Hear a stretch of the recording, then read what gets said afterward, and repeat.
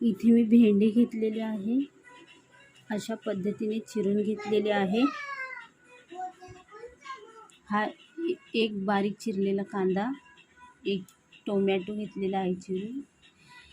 इथे मी लसूण आणि मिरची ठेचून घेतलेली आहे आणि कढीपत्ता। मग आता मी सर्वप्रथम भेंडी भाजून घेणार आहे। आता इथे मी कढई ठेवलेली आहे गरम करायला। आता त्याच्यामध्ये मी तेल टाकते। तर हे तेल टाकून मी ही भेंडी टाकते त्याच्यात।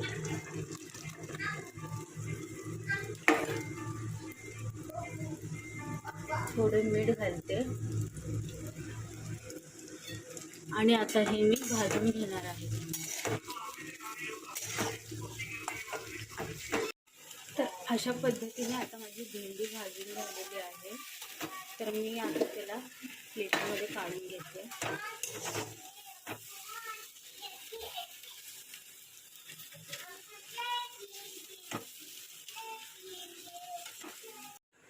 आता कढईमध्ये मी तेल घेतलेलं आहे, त्याच्यामध्ये कढीपत्ता टाकते।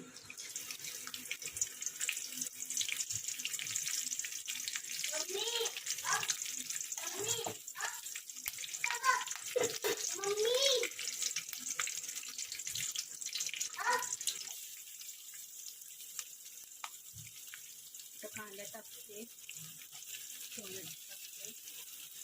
टोमॅटो घातली आता भाजून घ्यायचं। हे भाजून झाल्यावर मी याच्यामध्ये मिरची लसूण ठेचा टाकते।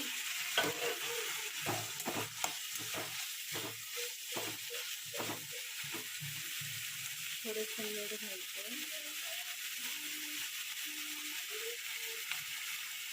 हळद मिक्स करून घेते। धने पावडर घालत आहे।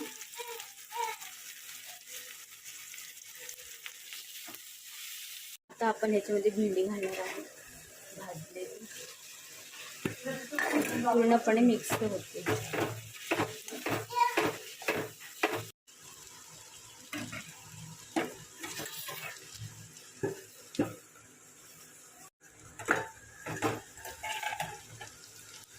ही भेंडीची भाजी रेडी आहे।